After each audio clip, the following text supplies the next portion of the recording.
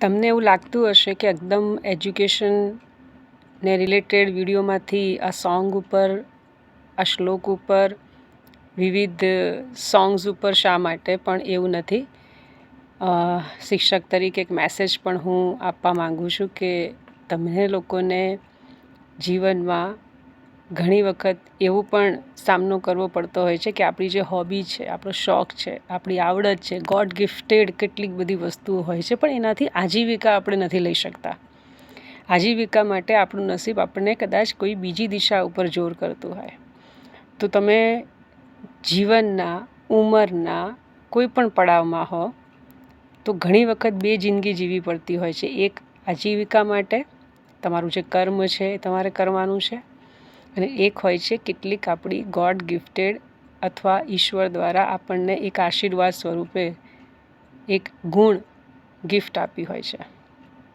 એને ઓળખો, આગળ વધારો, એનામાં થોડા રચ્યા પચ્યા રહો. એના માટે પૈસા કમાવાની જરૂર નથી, પણ એ ખાલી આપણા ખુશી માટે.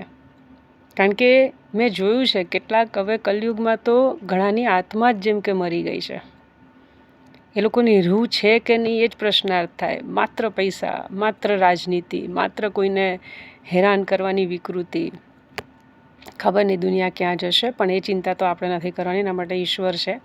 ઈશ્વર દ્વારા આપણને જે કંઈ પણ ગિફ્ટ મળી હોય, કોઈકને સ્પોર્ટ્સની અંદર હોય, સંગીતની અંદર, ઇન્સ્ટ્રુમેન્ટની અંદર, કે કોઈ પણ ફિલ્ડ હોય, ડ્રોઈંગ હોય, એને વધારો, દુનિયા સુધી પહોંચાડો.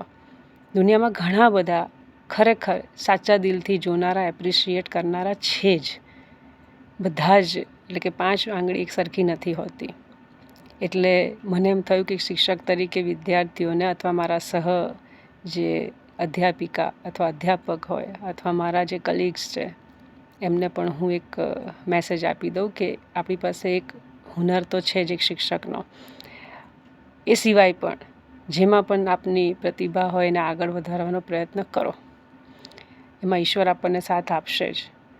તો બસ એક મેસેજ પહોંચાડવા માટે. અને હવે ટૂંક સમયમાં રિઝલ્ટ પણ આપણું ડિક્લેર થવાનું છે. તેના માટે પણ ઓલ ધ બેસ્ટ, અને જીવનના દરેક પડાવ માટે ઓલ ધ બેસ્ટ. અને મને આનંદ થાય છે કે મારા વિદ્યાર્થીઓ અમુક મારી વસ્તુઓને એપ્રિશિએટ કરે. એમના થકી જ, એ ઓડિયન્સ થકી જ, તમારા થકી જ અમે છીએ. કારણ કે તમારું એક પણ એપ્રિશિએશન એ મારા માટે એક પગથિયું બને છે આગળ વધવા માટે. સો થેન્ક્સ અ લોટ.